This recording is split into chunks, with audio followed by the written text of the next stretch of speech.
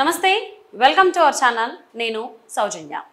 Social మీడియాలో ఒక WhatsApp chat viral అవుతుంది. అది ఎవరిది అంటే ఐపాక్ సభ్యులుగా తెలుస్తుంది.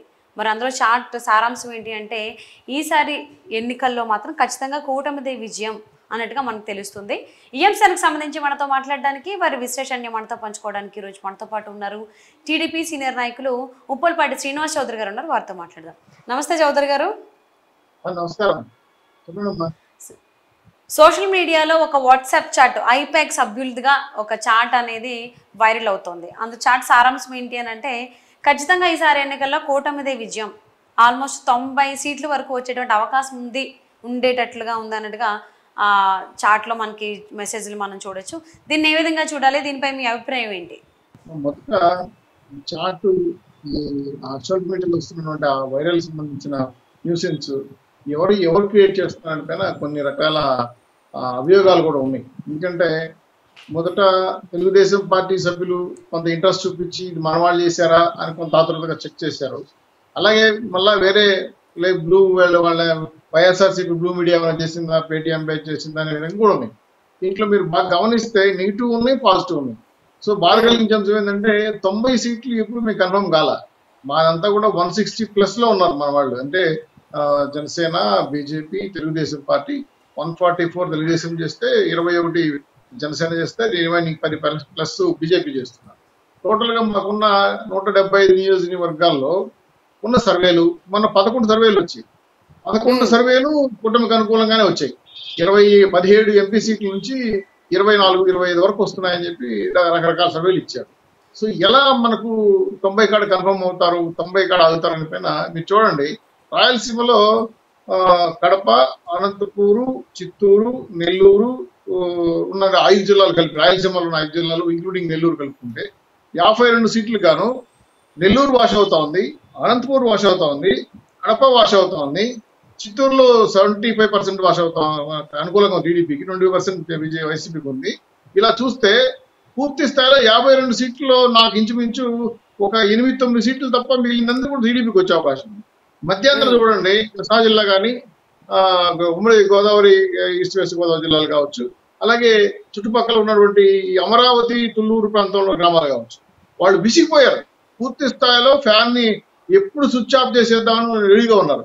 సో పూర్తి స్థాయిలో అక్కడ వన్ సైడెడ్ గా తెలుగుదేశం పార్టీ కుటుంబం అనుకూలంగా ఉంటే రాజధాని ఇస్తానని చెప్పి విశాఖపట్నాన్ని రియల్ ఎస్టేట్ హబ్ గా మార్చేసి వ్యాపారాలు, దస్పల్లా భూములు కానీ, అదేవిధంగా సైనిక భూములు కానీ, ఋషికొండ గారిని బొడుగుడ్డించిన జగన్మోహన్ రెడ్డి గారికి మొదట విశాఖ వాళ్ళు ఆనందపడ్డారు, ఒక బ్రహ్మాండం డెవలప్ చేస్తాడేమని.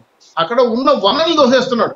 ల్యాండ్, శాండ్, మైన్ తో పాటు ఋషికొండని, అలాగే అక్కడ లాటరైట్స్, అలాగే బీచ్ శాండ్ సంబంధించిన ఒక మైనింగ్ ఉంది, దాని మీద కనబడింది. సో ఇవన్నీ చూసిన తర్వాత జగన్మోహన్ రెడ్డి గారికి విశాఖపట్నం మీద ప్రాముఖ్యత వచ్చింది. ఇక్కడున్న సహజ వనరుల్ని దోచుకోవడానికి వచ్చిన విషయం వాళ్ళు తెలిసిపోయింది. ఈ లోపల అన్ని సర్దేశాడు. సో ఉత్తరాంధ్ర పరిస్థితి ఉంటే, మధ్యాంధ్ర పరిస్థితి ఉంటే, రాయలసీమ పరిస్థితి ఉంటే ఏ ప్రాంతం కూడా అభివృద్ధి చేయకుండా ఊరికే కలబొల్లి మాటలు చెప్తూ గ్రాఫిక్స్ చూపిస్తూ వస్తున్న జగన్మోహన్ రెడ్డి గారి యొక్క విధానాల పైన ఎస్టీ, ఎస్సీ, బీసీ, మైనారిటీ అన్ని వర్గాల ప్రజలు అసంతృప్తితో రగిలిపోవడమే కాకుండా నిరుద్యోగులు 4% ఉన్న నిరుద్యోగులు వైఎస్ఆర్సీ ప్రభుత్వం వచ్చిన తర్వాత 18% పెరిగారు. ఉద్యోగాలు లేవు. మీరు వాళ్ళు చెప్పిన తప్పుడు ఉద్యోగాలు, సచివాలయ సిబ్బందో లేదంటే వాలంటరీ అంతా కూడా వాళ్ళ సొంత కార్యకర్తలు, వాళ్ళు వచ్చి ఓట్లు వేసేస్తారు, వాళ్ళ ద్వారా పెద్ద ఎత్తున మనకు సీట్లు వచ్చేస్తాయని చెప్తున్న వాదన కరెక్ట్ కాదు.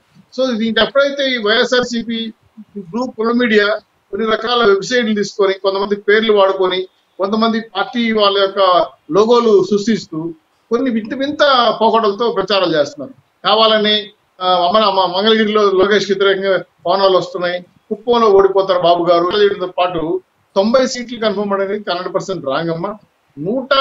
నాకున్న సమాచారం ప్రకారం బీజేపీ ఇంటెలిజెన్సీ బ్యూరోలు, అలాగే బీజేపీ కేంద్ర నిఘా వర్గం కూడా వచ్చి ఒక వారం రోజులు ఆంధ్ర రాష్ట్రం సర్వే చేశారు. వాళ్ళు చెప్పింది ఏంటంటే మొన్నటికి, అంటే నిన్న కాదు మొన్నటికి 130 సీట్లు వాళ్ళకి వచ్చాయి. అంటే టీడీపీకి, కూటమికి ఇంకొక 15 వచ్చాయి. అంటే 146 వాళ్ళు చూపించారు. సో మేము అంటే ఆ రోజుకి ఇంకా మళ్ళీ 1 మంత్ టైం ఉంది, మళ్ళీ మార్పులు చేర్పులు జరగాలి. అంటే అనుకూల పవనాలు పెరగచ్చు, అటు ఇటు కావచ్చు.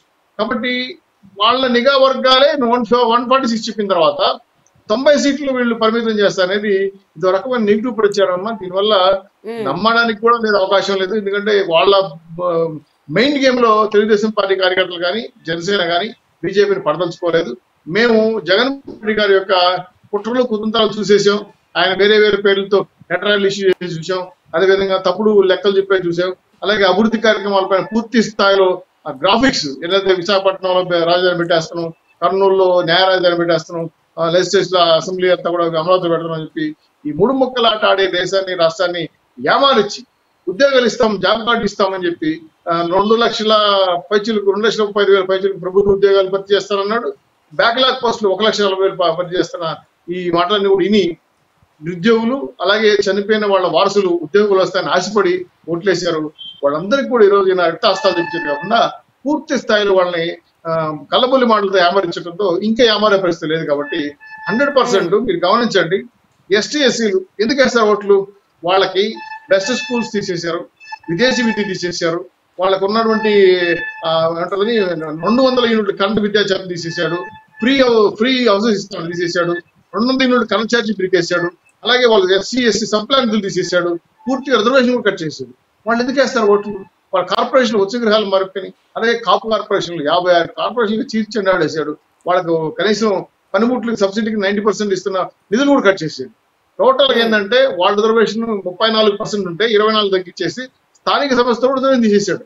ఇన్ని రకాలుగా కాపుల్ని ఎస్టీ ఎస్సీ బీసీలను మైనార్టీలు ఇబ్బంది పెడతారంటే మైనార్టీలు కడుకు వచ్చే కొద్దికి ముస్లిం బ్యాంక్ పెడతానన్నాడు, దుల్హన్ పథకం ఎక్కువ వేసాడు, విదేశీ విద్య తీసేశాడు, రిజర్వేషన్ తగ్గించాడు 4%. సో దీంతో పాటు రంజాన్ తోఫా ఇలాంటి కూడా తీయడంతో వాళ్ళ యొక్క భూమి మీద కూడా కనబడదు. చివరికి మీరు చూశారు నవాజ్ బాషా లాంటి కర్నూలులో ఆత్మహత్య చేస్తున్నారని మనం చూసాం. కాబట్టి ముస్లింస్ రగిలిపోతున్నారు, ఎస్సీ బీసీలో ఓటేసే పరిస్థితి లేదు. టోటల్ గా అనుకూల పవనాల కన్నా వ్యతిరేక పవనాలు వైఎస్ఆర్సీపీని దహిస్తా ఉన్నాం. దానికి ఈ రోజు 90 ఇస్తాయి, 30 ఇస్తాయి, 40 ఇస్తాయి అని చెప్పే ఈ కబుర్లు నెగిటివ్ ప్రచారం ప్రజల్ని మైండ్ గేమ్ అంటే ప్రజల్ని డైవర్ట్ చేయడం. చౌదరి గారు, ఈ చార్ట్ లో ఒకటి ఏంటంటే శ్రీకాకుళం నుంచి నెల్లూరు వరకు కూడా ఉన్నటువంటి సీట్లన్నీ కూడా కూటమికే వస్తాయి.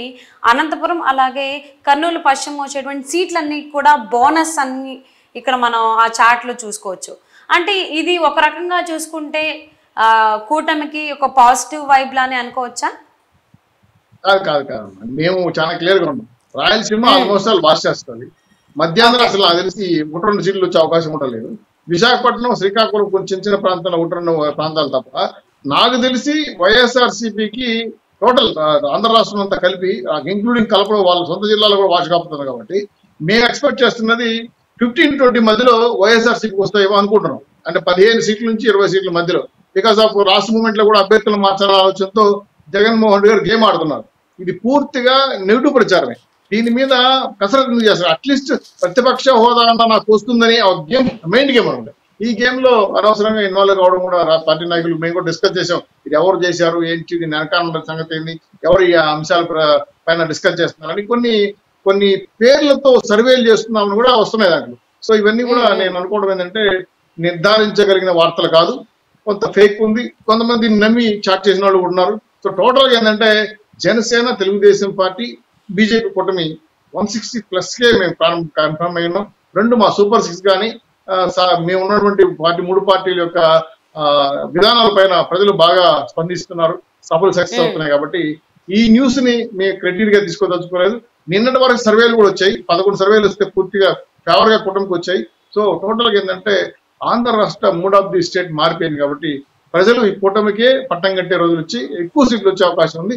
ఒక్క ఛాన్స్ అని చెప్పి రాష్ట్రంలో మోసం చేసిన జగన్మోహన్ రెడ్డి గారికి ఖచ్చితంగా ఓడగొట్టి ఇంటికి పంపించే రోజులు వస్తున్నాయి. కాబట్టి ఇంకా నమ్మే పరిస్థితి లేదు. కాబట్టి పూర్తి స్థాయిలో వైఎస్ఆర్సీపీ పార్టీ ఓడిపోతా ఉంది. జనసేన, తెలుగుదేశం పార్టీ, బీజేపీ కూటమి సక్సెస్ఫుల్ గా గవర్నమెంట్ ఫామ్ చేస్తున్న విషయాన్ని, ధైర్యాన్ని, విశ్వాసాన్ని, నమ్మకాన్ని ప్రజలు మాకు ఇచ్చారు. అదేవిధంగా ఈరోజు ఆ దిశగా అడుగులు వేస్తుంది మా మూడు పార్టీల కూటమి. ఈ అంశం సంబంధించి మీ అభిప్రాయాన్ని మాతో పంచుకున్నందుకు thank you so much Chaudhary గారు.